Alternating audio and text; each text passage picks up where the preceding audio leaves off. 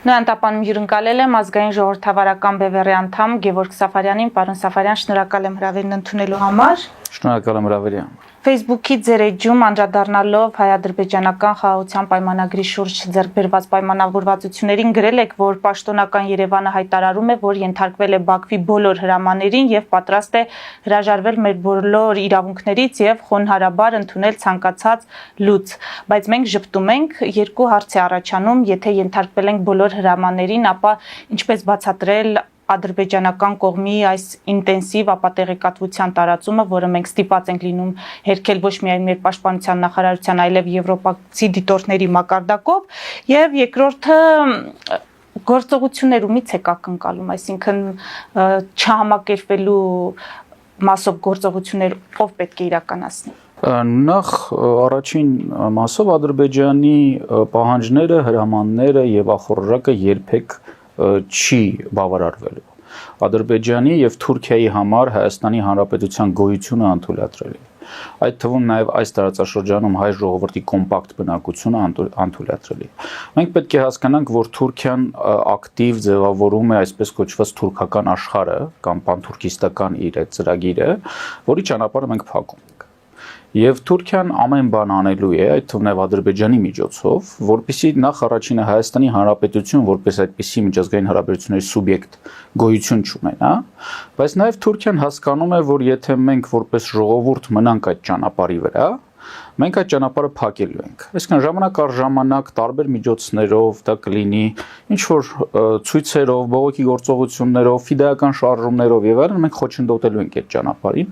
ճանապարհը, այդ թվում նաեւ Թուրքիայի թշնամիների ֆինանսավորմամբ եւ աջակցությամբ։ Թուրքիան դա շատ լավ գիտի քրդերի օրինակով։ Եվ Թուրքիան թույլ չի տալու, որ մենք այստեղ կոմպակտ բնակություն պահպանենք բնակությունը, դրա օրինակը մենք արդեն ունենք, անգամ ռուսական կայսրության ներքո գտնվող Նախիջևանը, այդ սովետական դարաշրջանի ընթացքում Թուրքիան հայաթափեց։ Երբ որ Նախիջևանը մտավ ռուսական կայսրության կազմ, սովետական միության կազմ, այնտեղ ամենամեծ էթնիկ միավորը հայերն էին։ Երբ որ սովետական միությունը փլուզվեց, այնտեղ անգամ 1% հայ չէր մնացել։ Այսինքն բոլորին հանել էին։ Նույնը տեղի է ունենալու այս տարածաշրջանում, նրանք քշելու են այստեղից մեզ։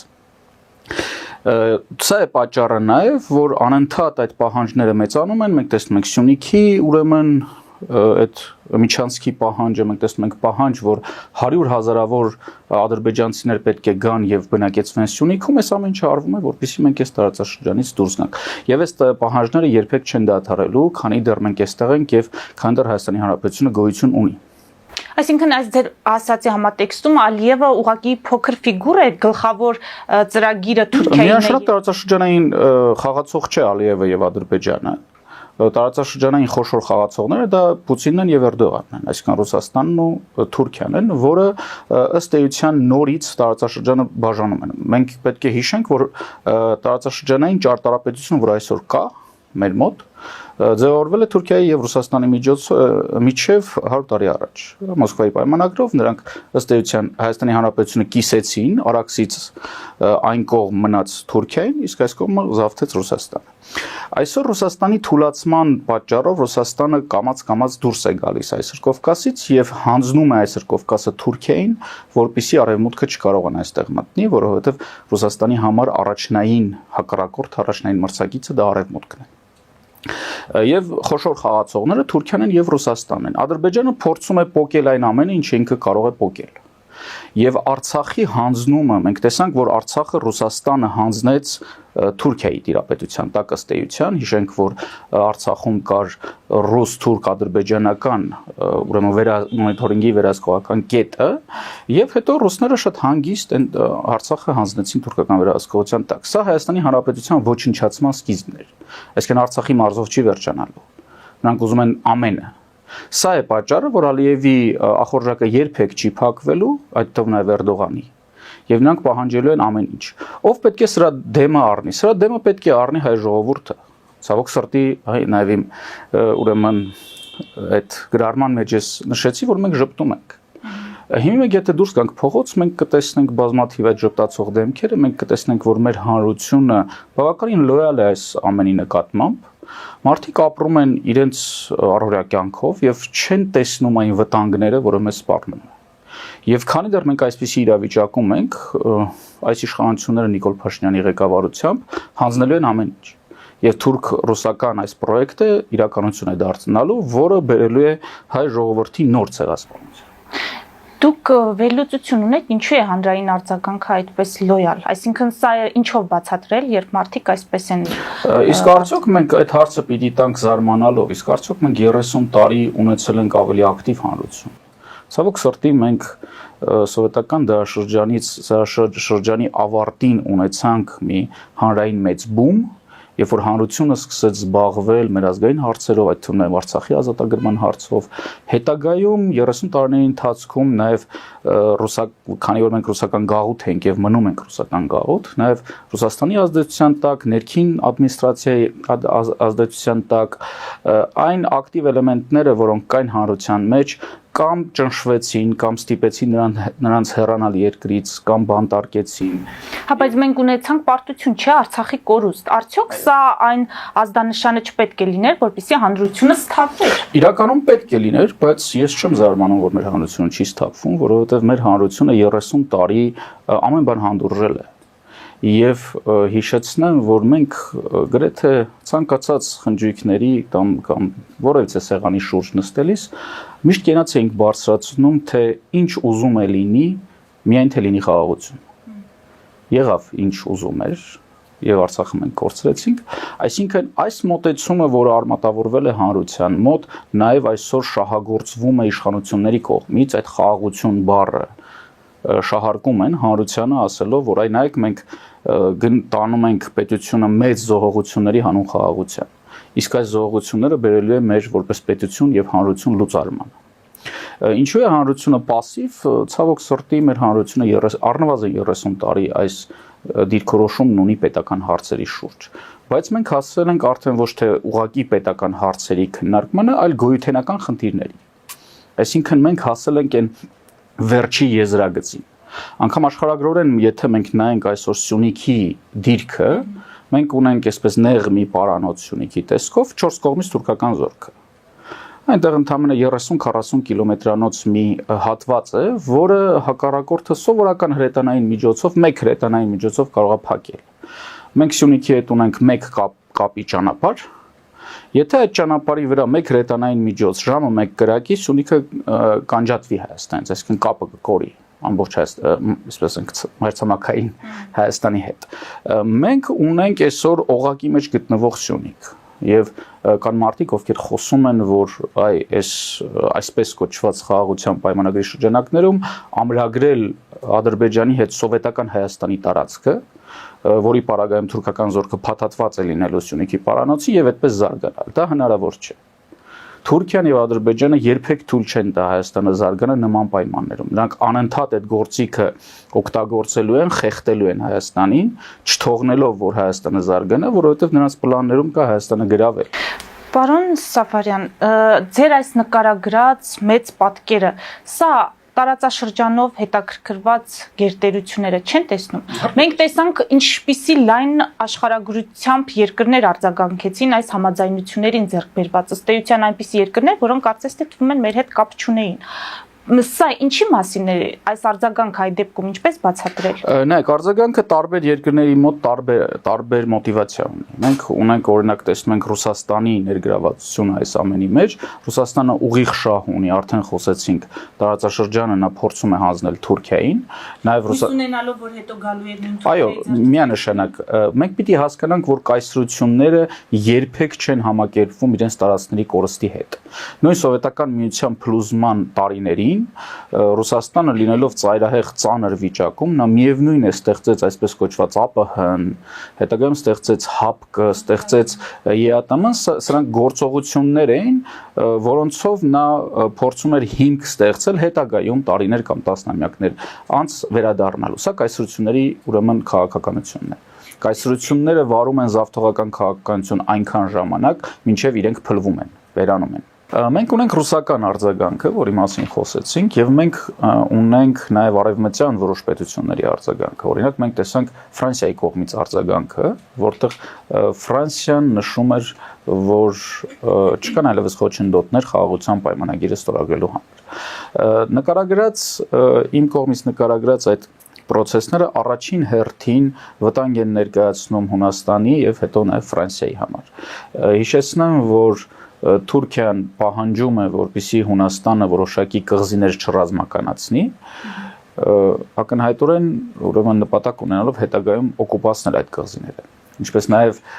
ոչ վաղ անցյալում ռուսական հետախուզական նավը մտնում էր միջերկրական ծովի հունական ջրեր եւ այնտեղ հետախուզում գազ եւ նավթ, ասելով, որ այս տարածքները իմն են եւ ես եմ շահագործելու այդ տարածքները։ Անմիջապես այնտեղ հայտնվեցին Ֆրանսիայի ռազմաօդային ուժերի ինքնաթիռները եւ սկսեցին ճնշել այդ նավին։ Հետագայում նաեւ Ֆրանսիան, Հունաստանը եւ ԱՄՆ-ն նրանց ռազմածովային ուժերը այդտեղ զորավարժություն անցկացրեցին եւ այդ նավը ըստ էության դուրս բերեցին այդ ջրերից։ Մենք տեսնում ենք, որ Թուրքիան ակնհայտորեն նկրտումներ ունի եվրոպական տարածքների եւ Ֆրանսիան դա շատ լավ հասկանում է եւ համարում է Թուրքիան իր համար առաջնային հակառակորդ։ Եվ այստեղ հարցը առաջանում է դեպքում Ֆրանսիան ինչի է ողջունում սովետական Հայաստանով։ Սա չարյաց փոքրագույնն է, քանի որ Հայաստանի իշխանությունները դա անում են։ Ֆրանսիայի մոտեցումը հետևյալն է, որ Ադրբեջանը եւ Թուրքիան եւ Ռուսաստանը գոնե դադարեցնեն այն հետագա բոլոր պահանջները, որոնք նրանք դնում են Հայաստանի առաջ։ Եվ սա էր մոտեցումը, որ այլևս խոչընդոտ չկա, այսինքն մի ստեղծեք նոր խոչընդոտներ։ Սրա հետ մեկտեղ Ֆրանսիան զինում է հայկական բանակը, ինչի համար է սա անում, որպեսզի այդ թուրքական աշխարհի ճանապարհը լինի ավելի ամուր։ Սակայն այն միջոցները, որ մենք այսօր ստանում ենք Ֆրանսիայից, դրանք շատ փոքր միջոցներ են այն մասշտաբի հետ համեմատ, որը մեզ պետք է, եւ հարցը առաջանում, իսկ ինչի մենք չենք ստանում այդ լայնամասշտաբ աջակցություն, որովհետեւ մեր իշխանությունները չեն ուզում այդ աջակցությունը։ Մեր իշխանությունները վարում են պրոթուրքական քաղաքականություն, պրոռուսական քաղաքականություն, եւ արևմուտքում եւ ոչ միայն արևմուտքում այս ամենը տեսնում են։ Սրա հետևանքով պետությունները, որոնք շահ ունեն այս տարածաշրջանում եւ այդ շահը չի համընկնում Ռուսաստանի եւ Թուրքիայի շահի հետ, նրանք կարողանում են Հայաստանին աջակցել այնքանով, ինչքանով որ դա թույլ է տալիս Հայաստանի իշխանությունները։ Մենք տեսնում ենք, որ Հայաստանի իշխանությունները խիստ պրոթուրքական կուրս են բռնել, նաև գումարներ են ծախսում, որպեսզի Թուրքիայից հրավիրեն Հայաստան լրագրողների, ամենաբարձր մակարդակով ընդունեն։ Այս ամենը այդ մեսիջներն են, որ մենք գնում ենք դեպի Թուրքիա։ Եվ նաև ուղիղ տեքստով, երբ որ Նիկոլ Փաշինյանը ասում է մոռացեք Արարատը, սա հենց այն մոտեցումն է, որ մենք Թուրքիայի հետ գնում ենք բարեկամական հարաբերությունների։ Բայց եւ իր այդ հարցազրույցում նա ասաց, որ մենք պետք է մոռանանք Արարատը, հակառակ դեպքում մեզ ոչ մի զենք չեն տա։ Իրականում ամեն ինչ հակառակն է։ Եթե մենք օրինակ Ֆրանսիային ասում ենք, որ մենք գնում ենք Թուրքիայի հետ բարեկամական հարաբերությունների, ապա Ֆրանսիան այլևս որևէ մոտիվացիա չունի զինելու հայկական բանակը։ Պարոն Սաֆարյան, Հայաստանի նկատմամբ ձեր բնորոշմամբ այդ դավաճանական քաղաքականության մեջ ներգրավված է միայն իշխանությունը, թե այստեղ նրանց կողքին դնել նաև խորհրդարանում գտնվող ընդդիմությանը։ Միանշանակ նրանք միասին են աշխատում եւ համատեղ այսպես սև ու սպիտակ դաշտ են ստեղծել եւ խաբում են հայ ժողովրդին։ Միանշանակ այսպես կոչված ընդդիմությունը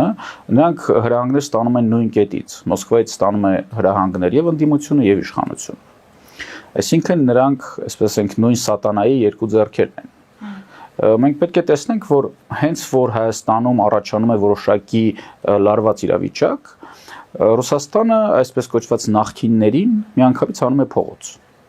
Բոլորը շատ լավ գիտեն, եւ Ռուսաստանը եւ նախկինները գիտեն, որ հայ ժողովուրդը ատելություն ունի այդ նախկին իշխանության նկատմամբ։ Եվ այդ դեպքում հարց է առաջանում, եթե նրանք չեն ուզում, որ շարունակվի Նիկոլ Փաշինյանի դավաճանական իշխանությունը, ինչի են դուրս գալիս փողոց։ Որովհետեւ Նիկոլ Փաշինյանի իշխանությունը միշտ եղել եւ մնում է հիմնված նախկինների վրա։ Հիշենք, նա ասեց մերժիր Սերժին, եկավ իշխանության, հետո հանրությանը ասեց տվեք ինձ երկաթյա մանդատ, որպեսզի ես պատժեմ նախկիններին, այսօր ասում է, որ եթե ես չեղա, նախկինները հետ կգան։ Այսինքն Նիկոլ Փաշինյանի իշխանության միակ հենքը նախկիններն են,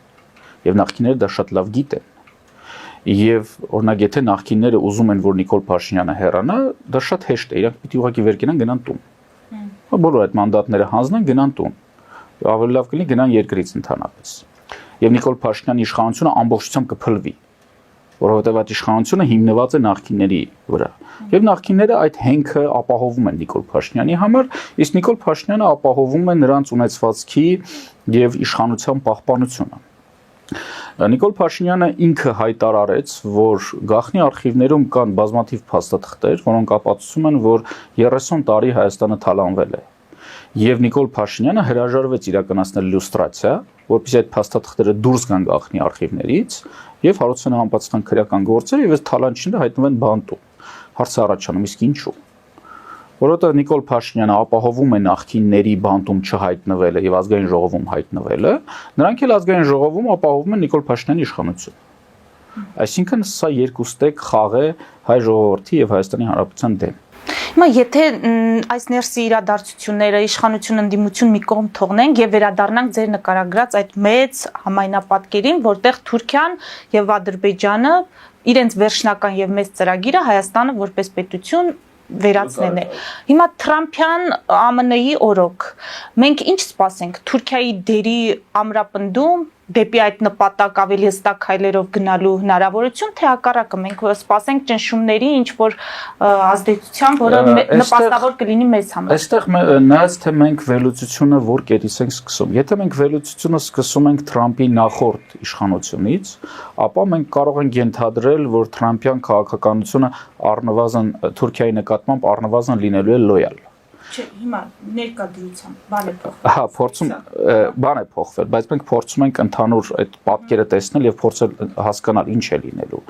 Այս դեպքում մենք կարող ենք ասել, որ Թրամփը բավականին լոյալ քաղաքականություն է վարում Թուրքիայի նկատմամբ, վարում էր իր նախկին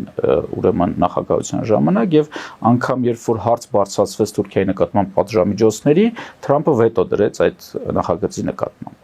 Այսօր իրավիճակ է փոխվել աշխարհում եւ այսօր մենք դեռ չենք կարող հստակ գնահատել Թրամփյան եւ իր ադմինիստրացիայի մոտեցումը Թուրքիային եւ մեր տարածաշրջանին։ Այսօր կարևորագույն հարց է իհարկե աշխարհի համար ուկրաինական պատերազմը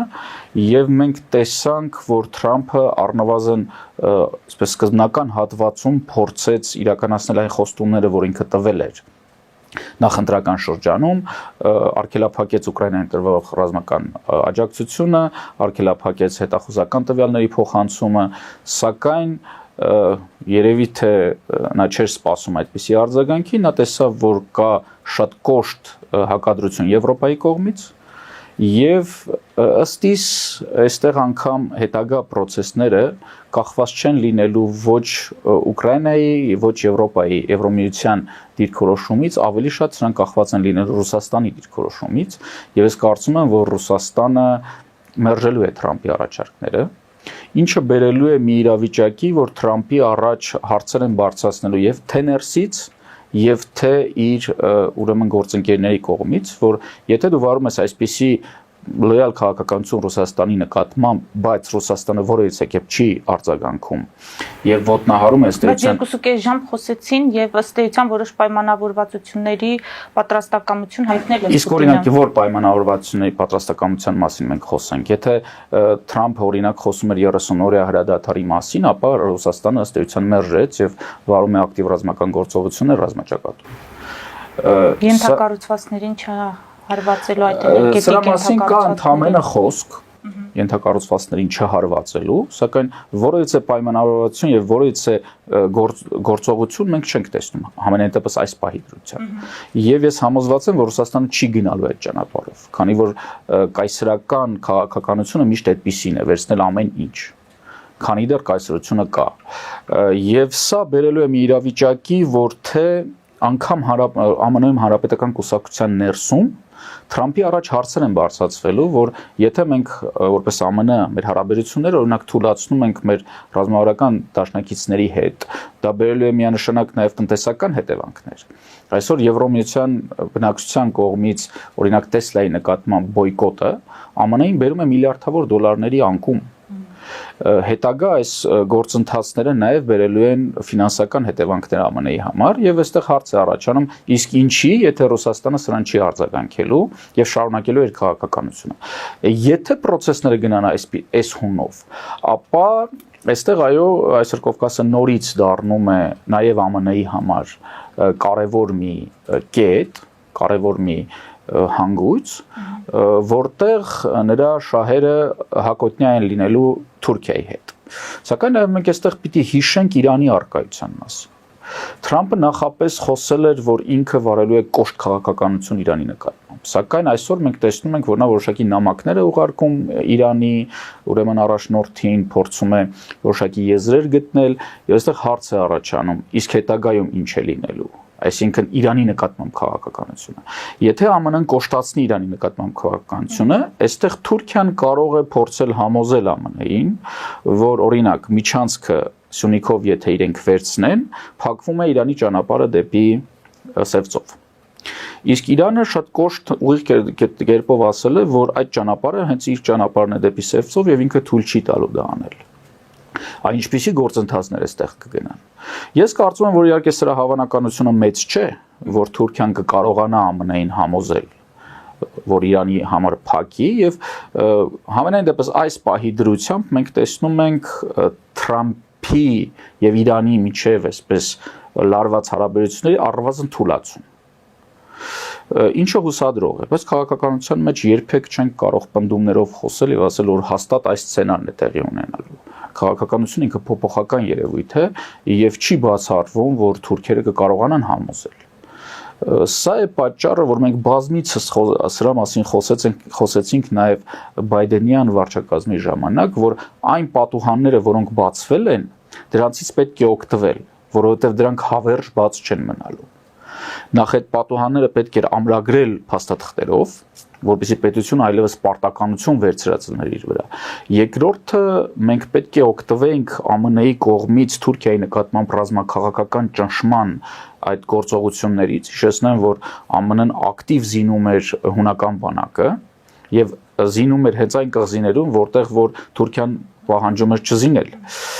Սա ռազմաքաղաքական ճնշում էր հենց Թուրքիայի նկատմամբ եւ մենք կարող ենք օգտվել դրանից եւ դառնալ, այսպես ասենք, հույն հայկական առանցք Թուրքիայի նկատմամբ ճնշումների եւ նույնպես օգտվել այդ ռազմական աջակցությունից եւ երբ որ այդ պատուհանը փակվեր, զենքը կմնար։ Բայց մենք այս ամեն ինչ չարեցինք։ Մենք եւ մեր իշխանությունները անում են լրիվ հակառակ։ Նրանք ամեն բան անում են, որպեսզի Հայաստանը չդառնա Թուրքիայի նկատմամբ ճնշման գործոն։ Հունաստանը անում է հակառակը։ Հայաստան եւ Հունաստան այդ համեմատության մեջ ինչպիսին է Հայաստանի կշիռը։ Միգուցե այստեղ է տարբերությունը, պարոն Սաֆարյան։ Կշիռը պետք է մենք գնահատենք տարբեր ձևերով։ Մի կողմից մենք կարող ենք գնահատել, որ Հունաստանը դա ՆԱՏՕ-ի անդամ պետություն է, ունի բավականին հզոր բանակ, լավ արդյունաբերություն, երկրորդը տարածքի հանգամանքն է, Հունաստանը միջերկրական ծովում գտնվող պետություն է։ Հիմա գնահատենք Հայաստանը։ Հայաստանը փակում է թուրքական աշխարհի ճանապարհը, թույլ չի տալիս, որպեսզի Թուրքիան կապվի այդ թուրքալեզու ժողովուրդների հետ ուղիղ ճանապարհով, իսկ այստեղ շատ կարևոր հանգամանք կա։ Տասնամյակների ընթացքում Թուրքիան կարողացել է ձեռք բերել բազմաթիվ տեխնոլոգիաներ, արտադրական տեխնոլոգիաներ եւ բավականին լավ արտադրություն է ձևակերպել այդ նաեւ ռազմական արտադրություն, սակայն Թուրքիան, այսպես ասենք, նեղվում է բնական ռեսուրսներից։ Իսկ բնական ռեսուրսները կան այդ թուրքական աշխարհ կոչեցյալում, դա ադրբեջանական նավթն է եւ գազն է, դա Ղազախստանի գազն է, Թուրքմենստանի գազն է, եւ եթե այս երկու կոմպոնենտը կարողանան միմյանց միանալ, ապա առնվազն Եվրոպան լուրջ խնդիրներ է ունենալու։ Սա կբերի նրան, որ Թուրքիան բավականին մեծ տեմպերով կսկսի հզորանալ եւ կսկսի ճնշել Եվրոպային։ Եվ մենք փակում ենք այդ ճանապարհը։ Այո, հնարավոր է միջերկրական ծովի ափին գտնվող ուրեմն Հունաստանը շատ կարևոր է եւ ՆԱՏՕ-ի անդամ, այո, դա այդպես է, բայց Հայաստանի հետ համադրվելով առաջանում է արդեն ոչ թե կետային երկու ճնշում, այլ ճնշման առանցք։ Բայց դրա համար պետք է Հայաստանի իշխանությունների համաձայնությունը։ Ես նաև հիշեցնեմ, որ մենք Հունաստանի հետ ունենք ռազմական փոխգործակցության համաձայնություն, ըստ որի տասնամյակներ շարունակ Հունաստանը կրթել է մեր սպաներին իր ռազմական ակադեմիաներում, անընդհատ ռազմական աջակցություն է տալիս, ամենայն դեպս ինֆորմացիայի տեսքով, պատրաստության տեսքով եւ անգամ Արցախյան վերջին պատերազմի ընթացքում Հունաստանը անգամ զորք էր պատրաստ ուղարկել Հայաստան հենց այդ փոխօգնության համաձայնագրի շրջանակներում։ Այսինքն մենք տեսնում ենք, որ Հունաստանը հասկանում է Թուրքիայից եկող վտանգը, Հունաստանը հասկանում է, որ Հայաստանի համար նույնպես Թուրքիան հանդիսանում է վտանգ եւ փորձում է Հայաստանի հետ դառնալ այսպես համատեղ համագործակցող առանց թուրքական վտանգի դեմ պայքարելու, սակայն Հայաստանի իշխանությունները դա չեն անում։ Հայաստանի իշխանությունը հակառակն են անում։ Անընդհատ խոսելով, որ մենք Թուրքիայի հետ որևէ խնդիր չունենք։ Ստացվում է Հայաստանի իշխանությունները ինքնասպաններ են, պարոն Սահակյան։ Ինչի ինքնասպաններ, նրանք պատրաստ են թուրքական վիլայեթի իշխանություններ լինելու։ Ինչ խնդիր կա։ Նրանք սպանում են ոչ թե իրենց, այլ մեզ են սպանում։ Նրանք 5000 ջահել երեխու տարան սպանեցին, հաջորդ օրերին սկսեցին քեֆ անել։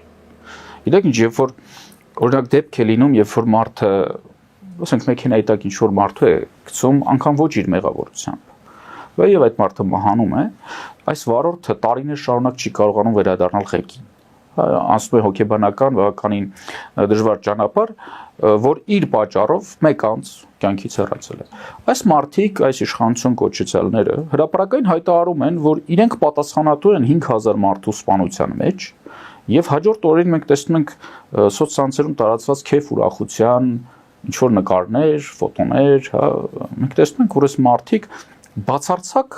խղճի խայտ չեն զգում, իրենք իսկ հայտարարելով, որ իրենք են պատասխանատու, խղճի խայտ չեն զգում, որ հազարավոր մահերի համար իրենք պատասխանատու են։ Այսինքն իրենք իրենց չեն սպանում, ինքնասպանության չեն գնում, իրենք հայ ժողովրդին են սպանում։ Եվ առանց որևէ խղճի խայթի։ Մեկ քեֆ, մեր ուրախություն, մեծի ծախ։